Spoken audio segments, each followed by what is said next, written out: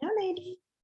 Today we are talking about red versus green flags, when to know when to let go of a guy in your circular dating pool, and when to keep him. Okay, so we're talking about your personal preferences, but also general healthy or unhealthy behavior.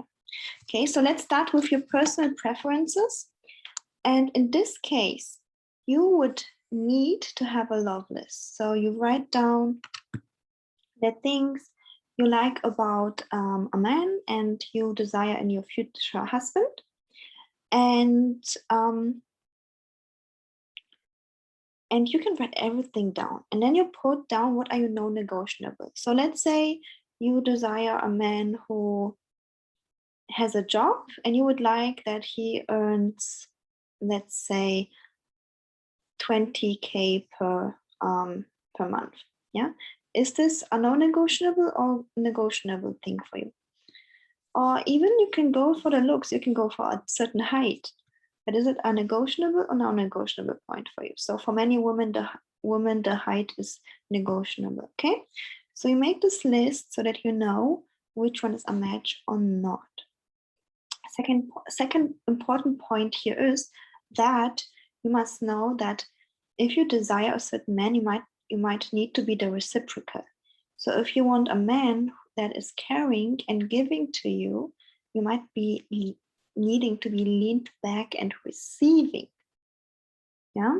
So always ask yourself, am I the reciprocal of that? And now let's touch on general behaviors that might be a red flag or a green flag. Okay. So generally, if a man isn't consistent, he's hot and cold, he's there and then he disappears, he's there and he disappears, this is not good for you. So I would highly recommend letting him go. A consistent man who's always there is going to feel much better for you and it's going to give you much better stability long term. Short term, the hot and cold guy might be more exciting. I admit that. I see that also in my clients. However, long term, you want a consistent man. Trust on that. Okay, another point is if the guy is pushing your boundaries. So if you say no to something and then he makes you either feel unworthy of that, or he says, oh, why are you saying no? Or he keeps pushing, it's a red flag. And again, short term, you might not see it as such a big deal, but if you live with somebody and he's pushing a boundary all the time, doesn't cherish your feelings, it's going to be not good. Yeah. So find somebody who is cherishing your feelings, wanting to make you happy, and respecting your no.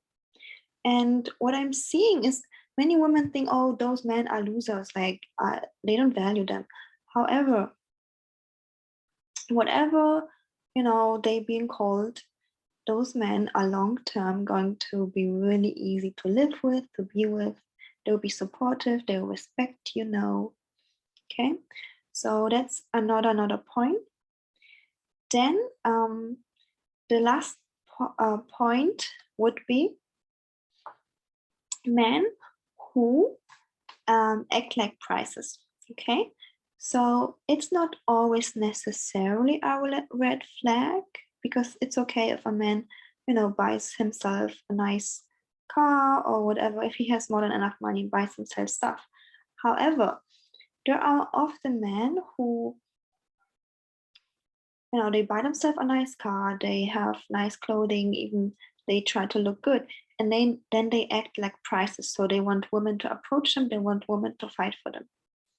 That is actually a red flag if you're following me, because it's going to exhaust you and it's going to take your energy, it's going to burn you out long term. Again, short term, it might be cool to be with a guy who acts like a price and he thinks he's the best. Yeah. However, long term, it's going to be so exhausting. And you as a woman don't really have the hormones to be that exhausted. Yeah. It's going to burn you down, burn you up. So better would be a man that sees you as the price and he puts your needs first. Yeah. Because a masculine man is trained to put his own needs aside and put his woman's and children needs first. And I know many of you are not used to that, especially if you didn't grow up with a cherishing, loving father.